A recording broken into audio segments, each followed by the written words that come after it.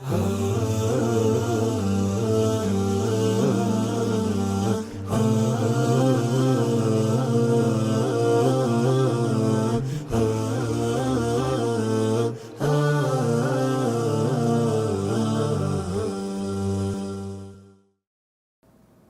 للہ وحدہ والصلاة والسلام علی من لا نبی بعدہ اما بعد فاعوذ باللہ من الشیطان الرجیم بسم اللہ الرحمن الرحیم کنتم خیر امۃ اخرجت للناس تأمرون بالمعروف وتنہون عن المنکر وتؤمنون باللہ۔ محترم سامعین، میں نے آپ کے سامنے پچھلے اجلاس میں زندگی کا مقصد بحیثیت انسان کیا ہے اس کا ذکر کیا تھا۔ آج کے اس اجلاس میں میں آپ کے سامنے زندگی کا مقصد بحیثیت مسلمان کیا ہونا چاہیے اس کا ذکر کروں گا۔ ایک مسلمان ہونے کے ناطے ہماری زندگی کا کیا مقصد ہونا چاہیے اس کی طرف اشارہ کرتے ہوئے اللہ رب العالمین نے فرمایا کنتم خیر امۃ اخرجت للناس تأمرون بالمعروف وتنہون عن المنکر وتؤمنون باللہ، کہ تم بہترین امت ہو، لوگوں کے لیے نکالے گئے ہو، تم لوگوں کو اچھائی کا حکم دیتے ہو اور برائی سے روکتے ہو، اس حال میں کہ تم اللہ پر ایمان رکھتے ہو۔ محترم سامعین، اس آیت میں ایک مسلمان کی زندگی کا کیا مقصد ہونا چاہیے اس میں اشارہ کیا ہے اور وہ بیان کیا ہے کہ وہ مقصد ہے امر بالمعروف اور نہی عن المنکر، یعنی لوگوں کو اچھائی کا حکم دینا اور برائی سے روکنا۔ اس کی کیا اہمیت ہے اور کیا قدر و قیمت ہے اسی آیت سے اندازہ لگا سکتے ہیں۔ ہم جانتے ہیں کہ اللہ رب العالمین ایمان باللہ کی سب سے پہلے ضرورت ہوتی ہے، لیکن اللہ رب العالمین نے اس آیت میں ایمان باللہ کا نہیں بلکہ امر بالمعروف اور نہی عن المنکر کا ذکر سب سے پہلے کیا ہے؟ کیوں؟ اس کی اہمیت کو اجاگر کرنے کے لیے۔ یہی نہیں بلکہ اسی آیت کے اندر ایک مسلمان کو صرف اسی فریضہ کو انجام دینے کی وجہ سے جو ہے خیر امت کے لقب سے ملقب کیا گیا ہے۔ تو گویا اگر ہم اس فریضہ کو انجام نہیں دیتے ہیں تو یہ خیر امت، یہ بہترین امت کے لقب سے جو ہم کو ملقب کیا گیا ہے ہم اس سے محروم ہو جائیں گے، ہم جو ہے بہتر کہلانے کے حقدار نہیں رہیں گے، بلکہ اس کے برعکس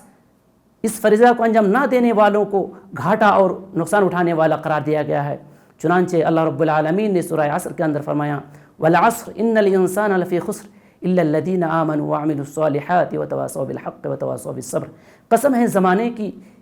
کہ لوگ گھاٹے اور نقصان اٹھانے والے ہیں سوائے اس شخص کے جس کے اندر یہ چار صفات پائی جائے، جس نے ایمان لایا ہو، عمل صالح کیا ہو اور لوگوں کو حق کی وصیت کیے ہوں اور جو ہے صبر کی تلقین کر رہے ہوں، تو ایسی صورت میں وہ گھاٹا اور نقصان اٹھانے والا نہ ہوگا۔ تو یہ حق کی وصیت کیا ہے؟ یہی امر بالمعروف اور نہی عن المنکر ہے۔ تو ایک انسان اگر اس فریضہ کو انجام نہیں دیتا ہے تو گویا کہ وہ گھاٹا اور نقصان اٹھانے والے ہیں۔ یہی نہیں بلکہ اللہ کے رسول صلی اللہ علیہ وسلم نے بھی جو ہے ایک حدیث میں اس کی اہمیت کو اجاگر کرتے ہوئے فرمایا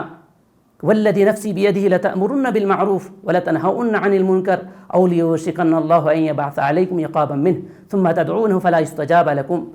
کہ قسم ہے اس ذات کی جس کے ہاتھ میں میری جان ہے کہ تم ضرور بضرور لوگوں کو اچھائی کا حکم دو گے اور برائی سے روکو گے۔ اگر ایسا نہیں کرو گے تو ممکن ہے کہ اللہ رب العالمین